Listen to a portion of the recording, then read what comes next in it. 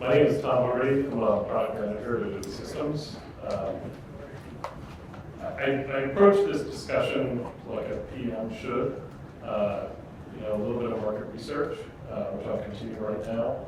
Just show of hands by function. How many people are in the product management function? Engineering? Design? They do everything if you're running your own company. Okay, just check it. So in keeping with that spirit of doing this talk like a product manager, I thought, well, I know when I talk to my team, they're like, you're going to go talk to PMs about product managing? And PMs have egos, how dare you? So I decided to take a fairly literal approach. What is my value prop? So I've been doing this for a little while. I have done product management and fixed income commercial training in New York. I've done a startup in New York's commercial fashion photography industry. That's a do, so if you have time, that's a service.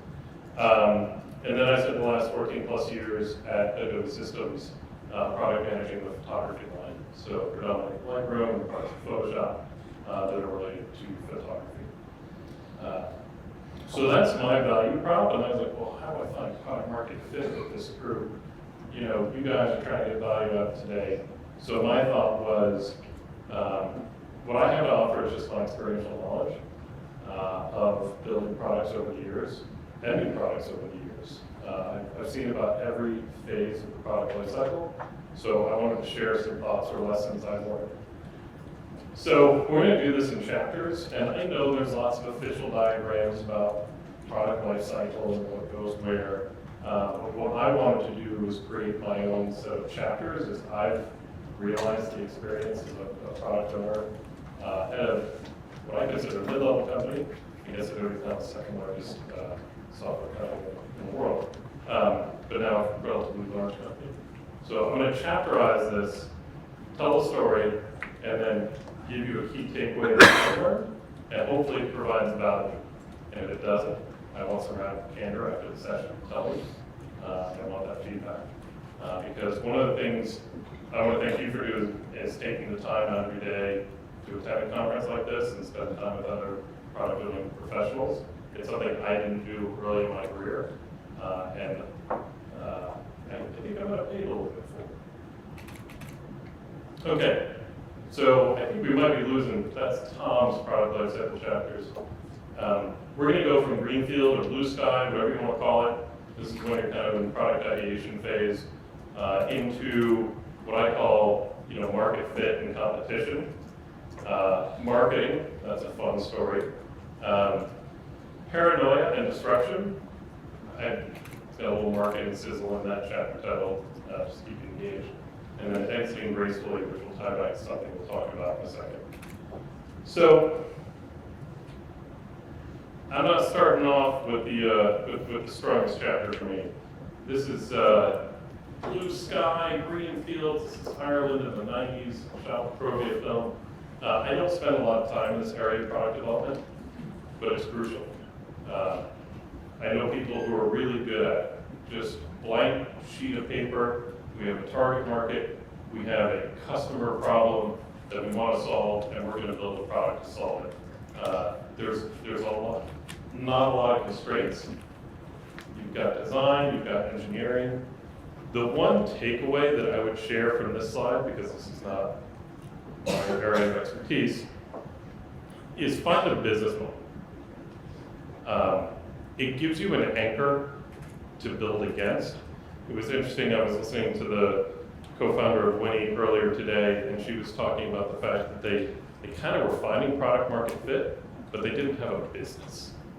And so if you don't have a business, you don't really have a product. I've been in enough businesses where if you're not making enough money, you're going away. So think about your business model early on. And maybe your business model is a startup, and it's to acquire customers and then to be acquired by a company that wants to acquire your customers. That seems to be a popular business model in the Bay Area. That's fine, but just know that that's what you're doing. you have an idea, you've blue skied it, you've done some research, you're getting a kernel of goodness from the market that this is a good path to go. And that's when it gets into my favorite part of product development and the first phase of crossing the chasm, which is kind of the title of this discussion.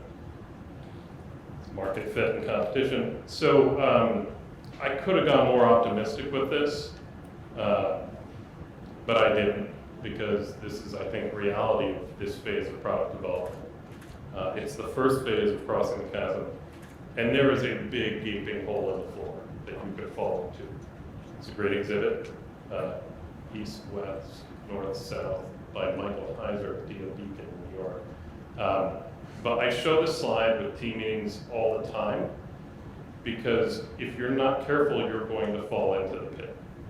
So you have to basically get up every day, go back to that vision that you decided in the prior phase, the blue sky, the green field, and execute against it. I didn't have gray hair before I started that process, let's just put it that way. So one of the jokes I like to share is, if you don't wake up or go to bed looking like this every day, you're not trying hard enough. So I think I said at the beginning, I work in the photo industry, I take a lot of photographs, my kids end up on screen quite a bit. And this is what a good day at the park looks like. That's what you should feel like at the end of the product market fit section. The one, and again, going back to what I can offer this group, going back to this phase of product development, is there's an unnatural act that you may need to take during this phase. You are busting your butt trying to win. You are trying to get that hook into the market, and you're trying to fight against competitors, because at this point, if you have a good idea and you're starting to get some traction in the market, you're probably not the only one. So you have competitors who are probably fighting you for the same space. So it's really weird to be at this part of the product development cycle and start thinking about fit. What does it look like if you don't win? And this is something I've had to deal with. I've been fortunate to be partnered with a couple of product architects, engineers, who are just ruthless in this phase of product development, and very focused. But as a product owner, you need to think about what happens if it doesn't succeed. So one example was a product that came before my product. It was a photography library in the cloud. It was before Google Photos, it was before Apple Photos. It was a great idea, but it was too early, it wasn't the right time. And customers weren't trusting the cloud enough at that point, and bandwidth wasn't good enough. And not enough people were taking pictures with their phones, and no one was really into paying recurring subscription fees at that point in time. It wasn't that long ago. So it failed. And how you end that product really matters to your customer base, your partners, your colleagues. You can do so gracefully. We spent a year working with our partners, basically closing down contracts. We created an exit strategy for people's files in the cloud. We gave them a free utility. We basically said we're not going to delete anything off our servers for a long time until we see absolutely no one engaging with the service anymore. And that way, we're able to relaunch a new cloud service, which is one of the most popular ones at Adobe right now, with many, many assets. It's kind of a premium version of Google Photos or Apple Photos. If we didn't exit gracefully, we would never get those customers back. We would never get our partners back, and we would never retain our reputation in the industry. There are some companies that can get away with exiting ungracefully. I don't like using their products, personally, and I want to be proud of the products I do. So key takeaway, this is a period of time of conviction, focus, and eliminating distractions. It's tempting to go back to that prior phase and start to revisit some of the blue sky ideas you had earlier. But if you take your hand off the rudder, that product will probably start to drift. It was interesting, Sarah, the earlier speaker, said something about, we didn't go back to square one. And I think that's a great point. If you go back to square one, you'll start to drift and you'll lose focus. You really have to have conviction to win. And I talked to her about it. I said, well, you know, when do you know to pivot, or when do you know that you've got to adjust a little bit? And she said, basically, all of their growth was through growth hacks. And when it came time for her to take the time off to have a kid, those growth hacks got put on pause, and growth stopped. So there was no natural or organic growth behind it. So I thought that was an interesting takeaway. One of my notes when I was thinking about this was, how do you know that inflection point? I think she gave a great example. So focus, eliminate distractions, stay committed. The other one is think about the end game. So the title of this talk is about crossing the chasm. And this is the first part of it, the market fit. The second part is market. And this is, maybe I'm aging myself here by saying this. But when I went to grad school for business, there was no differentiation between a product management function and a product marketing function. There was just marketing. It was your 3 C's and 4 P's. It was all one and the same. And then I come up to the Bay Area. Sorry, I'm an East Coast guy. That was apparent. And they're like, no, there was product management and there was product marketing. And never the twain shall meet. They report to different people, and it's very weird because even my one of the VPs when I was hired way back almost last century was saying that he did all the functions himself. He did the marketing, he did the product. It was all just one function. So you can't really cross the chasm without marketing, in my opinion. You need to get the market fit, but if you don't have the marketing to support it and ramp up, then you may get canceled. So perfect example, I was managing a product back in the aughts, and we had this cycle. We would launch a new version, we get revenue, it was great, revenue would decline, and then we'd launch a new version because we needed more revenue, because it would give us more money. This is before subscription. That went on for a couple cycles, and then we happened to acquire a new marketing team, and we launched another version, and sales spiked and declined, and the marketing team kicked in, doing all of the channel optimization, the price promotion, all things that are key to the other half of the product, which is marketing, and sales went up, and actually eclipsed the spike we usually saw at launch, even though we hadn't shipped a new version. So that product had product market fit, but without the marketing counterpart, we probably would not have succeeded. There's a certain point in time in big companies where, if you're not making enough money, your project gets shelved. And so we got the first half, now we have the second half. It's funny, I was talking to my marketing colleagues about this earlier this week, that we really are the same function because the product is the marketing surface now as much as it's ever been before, and we're really going through a cycle of reconvergence where it's just marketing, and product is part of marketing. So that's maybe controversial. I know lots of people are like, no, I'm a product owner, I'm a product marketing professional. I'd be curious to hear opinions after this, if anyone agrees or disagrees. I just think we're going through a cycle now where it's really coming together.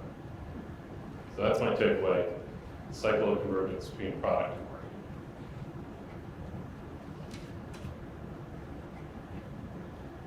Paranoia and disruption.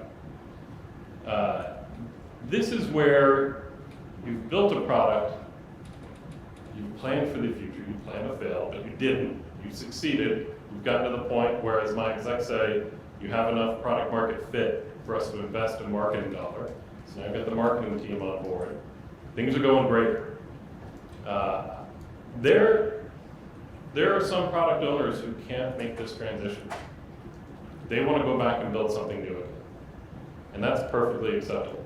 I think people need to know kind of their boundaries and their areas of focus. I have a lot of colleagues who just don't like doing this. They want to go and they want to go build something new. They want to start over. I've been fortunate that I kind of tend to start over within the same product line because mobile, because SaaS, because cloud, because it's reinventing itself kind of within itself every few years. But this is where you should be getting concerned. If you're having success, people see that and they want to attack you. So you should be fairly paranoid that people are going to try and eat your lunch. And then you should also be concerned about disruption within the industry, within the technology stack, even within your own product. So I said I like to tell the story for each one of these chapters. The story for this one is, I'm 5 or 6 years into a product cycle, and we're doing well. We're making a lot of money. We've got some high-level exact visibility. But we hired a ethnographic researcher to kind of evaluate the target market again. Do we have an opportunity to grow even more? She spent the summer as an intern, PhD candidate, looking at the target market, finding out what their needs were and what the key characteristics were.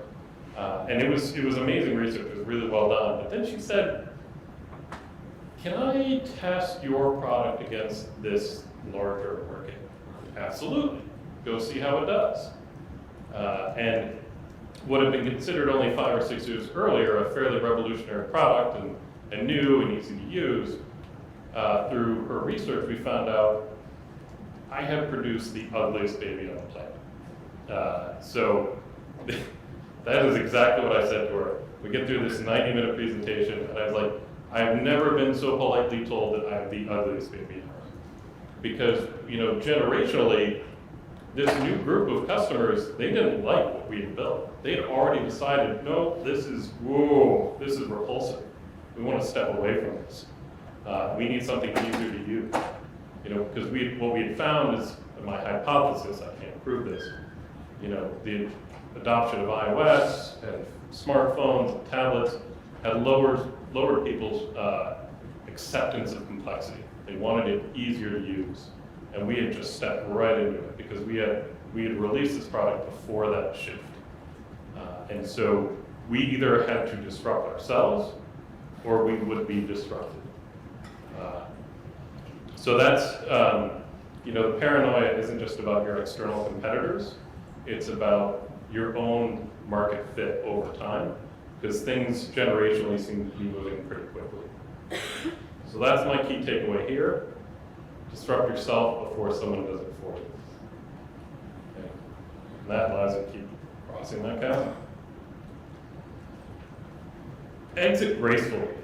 So I told that story earlier about, we had a product that was too early, or maybe we didn't market it right, or we didn't have the right story, or it was too soon.